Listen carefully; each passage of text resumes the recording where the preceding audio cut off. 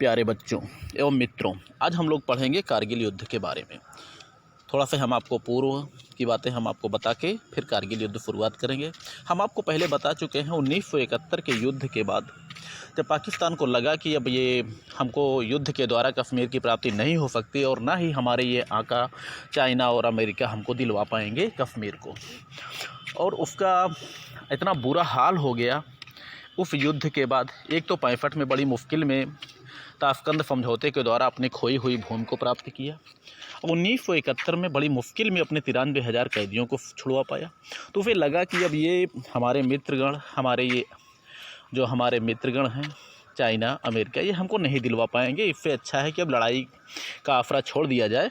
तो उसी दिन से 1971 के युद्ध के बाद से ही उसने प्रारंभ कर दिया न्यून तीव्रता युद्ध, छद्म युद्ध, आतंकवाद, घुसपैठ, इन सब चीज़ों का सहारा लेना इसने प्रारंभ कर दिया।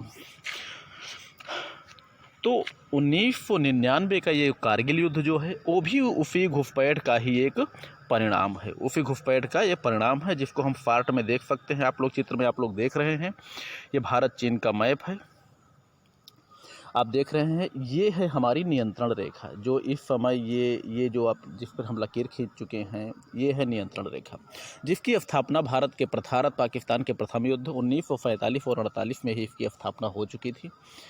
और ये सारे क्षेत्र जो हम देख रहे हैं, ये सफ़ेद इधर वाले क्षेत्र, और ये यहाँ पर तो अक्साई चीन वाला क्षेत्र है जिस पर चीन का कब्जा है, मान लीजिए इसको। और ये लद्दाख का क्षेत्र है जहाँ पर चीन ने काफ़ी बड़े क्षेत्र पर कब्जा कर लिया है। और ये अक्साई चीन का क्षेत्र जिसे पाकिस्तान ने चीन को दे दिया है कि कम से कम एक से भले दो हो जाएंगे, हमारा साथ दे इस मैटर पर चाइना। ठीक है, चलिए अब ये देखते हैं कारगिल घुसपैठ जो है इसी आतंकवादी घुसपैठ का ही एक परिणाम था जो हमारे सामने कारगिल संघर्ष के रूप में सामने है। आप देख सकते हैं ये कारगिल ज़िला है, और बड़ा कर देते हैं इसको, जो कि बिल्कुल ये कारगिल ज़िला है। और ये सभी जो है पहाड़ी क्षेत्र ही हैं, सभी पहाड़ी क्षेत्र हैं। यहाँ की ऊंची ऊंची चोटियों पर ये आतंकवादी हमारे जवान जब ठंडी के महीनों में कुछ समय के लिए नीचे चले आते हैं तो उसी बीच ये सब वहाँ पर घुसपैठ करके घुस कर वहाँ पर कब्जा जमा चुके थे। और वही परिणाम था कारगिल का संघर्ष 1999। अब इसको फार्ट में हम देख सकते हैं। फार्ट में हम इस तरह देख लीजिए आप, एक नज़र में संपूर्ण संघर्ष इस आपको सामने मिलेगा। देख लीजिए, 3 मई कश्मीरी चरवाहे ने पाकिस्तान के कब्जे की भारतीय सेना को खबर दी, और 5 मई को भारतीय सेना के 5 जवानों को बंधक बनाकर, जो कि सौरभ कालिया के नेतृत्व में गए थे उसको गश्त करने के लिए और उसको चेक करने के लिए क्या सचमुच ये चरवाहे जो खबर दे रहे हैं सत्य है, तो उन सबको बंदी बनाकर उसमें 5 जवानों की हत्या कर दी। और हत्या करने के बाद काट के भारतीय प्रशासन के पास उन्होंने भेज दिया, जैसे किसी चीज़ का डर ही ना हो। और 5 जून को ही भारतीय सेना ने पाकिस्तान के कब्जे की जानकारी सार्वजनिक की कि हाँ वास्तव में वहाँ पर कब्जा किया जा चुका है। 6 जून पर हमले की तैयारी हो चुकी थी।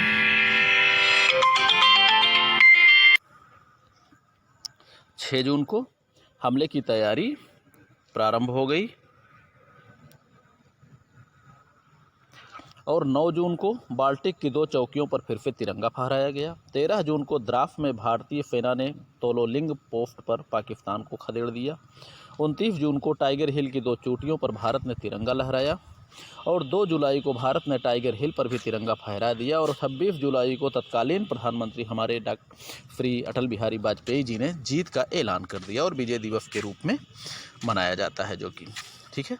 चलिए थोड़ा सा हम लोग इसको विस्तार में हम लोग पढ़ेंगे। कारगिल संघर्ष का मुख्य घटनाक्रम इस प्रकार है, आप देख सकते हैं। थोड़ा सा विस्तार में रहेगा ताकि बच्चों को पढ़ने के लिए थोड़ा सा आसानी हो। हालांकि बहुत विस्तार में ये भी नहीं है, उसी तरह है जितना कि पार्ट में आपको लिखने के लिए आ जाए। बाकी बहुत विस्तार में हम आपको अलग अलग वीडियो में समझाने का प्रयास करेंगे। अब देख लीजिए, 3 मई 1999 को एक चरवाहे ने भारतीय सेना को कारगिल में पाक सेना के घुसपैठ और कब्जे की सूचना दी। अब यहीं पर हमारी गुप्तचर एजेंसियों की कमी नज़र आ जाती है कि बताइए, चरवाहे आपको सूचना दे रहे हैं, गुप्तचर एजेंसियां हमारी क्या कर रही हैं? गुप्तचर एजेंसियां CBI, central bureau of investigation, और RA, ये दोनों क्या कर रही थी। आगे देख सकते हैं 5 मई को भारतीय सीमा की पेट्रोलियम टीम या गश्ती दल जानकारी लेने पहुंची, जो कि सौरभ कालिया के नेतृत्व में पहुंची। तो पाक सेना ने उन्हें बंदी बनाकर उनमें से 5 की हत्या कर दी और 5 की हत्या करने के बाद उन सबको काट कर हमारे प्रशासन के पास भेज दिया। जैसे उन लोगों को कोई डर ही नहीं था कि इसका परिणाम क्या होगा, जैसे लग रहा था कि भारत में मुर्दों का राज है। अब आगे देख सकते हैं 9 मई को पाकिस्तानी गोलाबारी में कारगिल में मौजूद भारतीय गोला बारूद नष्ट हो गया। गोला बारूद का स्टोर यानी जो हमारा स्टोर जो था, गोदाम जो था, वो नष्ट हो गया। 10 मई को पहली बार लद्दाख के प्रवेश द्वार काकसर और मुस्कोह सेक्टर में पाक घुसपैठिए देखे गए। 26 मई को भारतीय वायुसेना को कार्रवाई का आदेश दिया गया और 27 मई को भारतीय विमान MiG-27 और MiG-29 का प्रयोग किया गया, जिसमें भारतीय फ्लाइंग लेफ्टिनेंट जो कि इनके विमान को नीचे गिरा दिया गया और इनके लेफ्टिनेंट को नचिकेता को बंदी बनाया पाकिस्तानी सैनिकों ने। 28 मई को एक भारतीय हेलीकॉप्टर MiG-17 को पाकिस्तान ने मार गिराया। 5 जून को पाकिस्तानी रेंजर्स से मिले दस्तावेज यानी पाकिस्तान के जो कुछ घुसपैठिए जिनको मार डाले गए उनके द्वारा जो दस्तावेज प्राप्त हुआ, उससे पता चल गया कि पाकिस्तान के शामिल होने का पुख्ता सबूत प्राप्त हुआ, अर्थात पाकिस्तान भी इसमें शामिल है घुसपैठ में। नहीं तो इसके पहले पाकिस्तान के प्रधानमंत्री नवाज शरीफ जी यही बार बार कह रहे थे वो घुसपैठिए कौन है हमको मालूम ही नहीं है। 6 जून को भारतीय सेना ने पूरी ताकत से जवाबी कार्रवाई प्रारंभ की और 9 जून को बाल्टिक क्षेत्र की 2 चौकियों पर भारतीय सेना ने अपना पुनः अधिकार कर लिया, अर्थात आतंकवादियों को मार भगाया। और 11 जून को पाकिस्तानी जनरल परवेज मुशर्रफ एवं 11 जून को पाक जनरल परवेज मुशर्रफ एवं चीफ लेफ्टिनेंट जनरल अजीज खान से बातचीत का रिकॉर्डिंग जारी किया गया और जिसमें जिक्र था, उस जिक्र से ये पता चलता है कि घुसपैठ में पाक आर्मी का भी हाथ है। 13 जून को भारतीय सेना ने द्रास सेक्टर में तोलोलिंग पर कब्जा कर लिया और 15 जून को अमेरिकी राष्ट्रपति बिल क्लिंटन ने परवेज मुशर्रफ से फ़ोन करके कहा कि कारगिल से अपनी फ़ौज को वापस बुला लीजिए। और 29 जून को भारतीय सेना ने टाइगर हिल के नज़दीक 2 महत्वपूर्ण चौकियों पॉइंट 50-60 और पॉइंट 5100 पर पुनः अधिकार कर लिया। 2 जुलाई को भारत द्वारा कारगिल पर 3 तरफ से हमला किया गया और 4 जुलाई को भारतीय सेना ने टाइगर हिल पर पुनः अधिकार कर लिया। 5 जुलाई को भारतीय सेना ने द्रास सेक्टर पर पुनः अधिकार किया और 7 जुलाई 1999 को भारतीय सेना ने बटालिक में स्थित जुबेर हिल पर अपना पुनः अधिकार कर लिया। 11 जुलाई को पाकिस्तानी सेनाओं ने बटालिक से भागना प्रारंभ कर दिया और 14 जुलाई को भारतीय प्रधानमंत्री अटल बिहारी वाजपेयी ने ऑपरेशन विजय की घोषणा कर दी और 26 जुलाई को भारतीय प्रधानमंत्री द्वारा विजय दिवस की भी घोषणा कर दी गई। ठीक है बच्चों, अब इसमें जो है कभी कभी आप लोगों से पूछा जाता है कारगिल संघर्ष में वायुसेना की क्या भूमिका थी, तो आज हम आपको फिर पढ़ा रहे हैं वायुसेना की क्या भूमिका थी। इसमें आप लोग देख सकते हैं 23 मई को थल सेना अध्यक्ष जनरल BP मलिक, वेद प्रकाश मलिक ने कारगिल क्षेत्र का दौरा किया और 24 मई को वायुसेना अध्यक्ष AY टिप्पणीस के साथ बैठक की एवं वायुसेना के प्रयोग पर सहमति व्यक्त की गई, क्योंकि इतनी ऊंचाई पर जो ये बैठे हुए थे बगैर वायुसेना की मदद के संभव नहीं था। 26 मई को MiG-21, MiG-27 एवं मिराज 2000 एवं NI हेलीकॉप्टरों को कार्रवाई करने की अनुमति दे दी गई और 27 मई को दूसरे हमले के दौरान एक MiG-27 विमान क्षतिग्रस्त हुआ और जिसके फ्लाइंग लेफ्टिनेंट नचिकेता को पाकिस्तानी सैनिकों ने बंदी बना लिया एवं दूसरा विमान MiG-27 विमान ये भी तकनीकी खराबी से नीचे गिरा और उसके स्क्वाड्रन लीडर अजय आहूजा ज्यों ही पैराशूट से नीचे उतरे उन्हें बंदी बनाकर पाकिस्तानियों ने गोली मार दिया।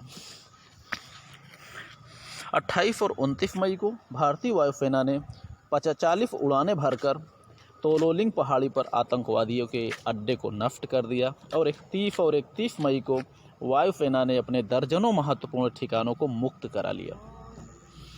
1 से 6 जून तक भारी आक्रमण करते हुए पाकिस्तानी संचार व्यवस्था को नष्ट कर दिया हमारी वायुसेना ने, और 14 जून को तोलोलिंग चोटी और 15 जून को द्रास सेक्टर एवं 18 जून को अस्करदू क्षेत्र को हवाई हमलों के द्वारा पाकिस्तान के कई महत्वपूर्ण बंकरों को नष्ट कर दिया गया।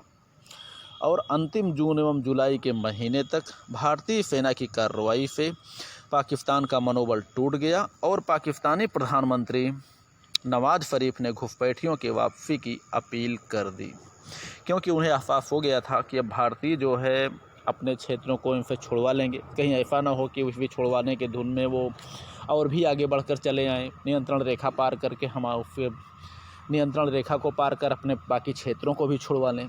यही डर था नवाज शरीफ जी को, और इसीलिए उनको लगा कि ठीक है वापस बुला ही लेते हैं, काहे बरे और भड़काऊ कार्रवाई करें। तो उन्होंने वापस बुलाने की अपील कर दी और वहीं से युद्ध समाप्त हो गया। ठीक है बच्चों, इसमें सिर्फ इतना ही, वीडियो बहुत लंबा नहीं होना चाहिए अन्यथा आप लोग उबने लगते हैं। ठीक है, फिलहाल इसमें बहुत ही साधारण तरीके से हमने आप लोगों के लिए बनाया है, बहुत ज़्यादा बड़ा नहीं है, ना बहुत विस्तार में हमने आपको समझाया है। ये फिर परीक्षा की दृष्टि से ही है, वो भी BA स्तर के लिए। ठीक है बच्चों, चलिए पढ़िए लिखिए मस्त रहिए। आगे आपको अगले वीडियो में हम आपको बताएंगे कारगिल संघर्ष में बोफोर्स तोपों की भूमिका, जो कि आप लोगों के प्रश्न में कभी पूछा जाता है। और दूसरा उसमें रहेगा इस युद्ध से प्राप्त राजनैतिक और सैनिक शिक्षाएँ। ठीक है बच्चों, चलिए पढ़िए लिखिए मस्त रहिए, खुश रहिए।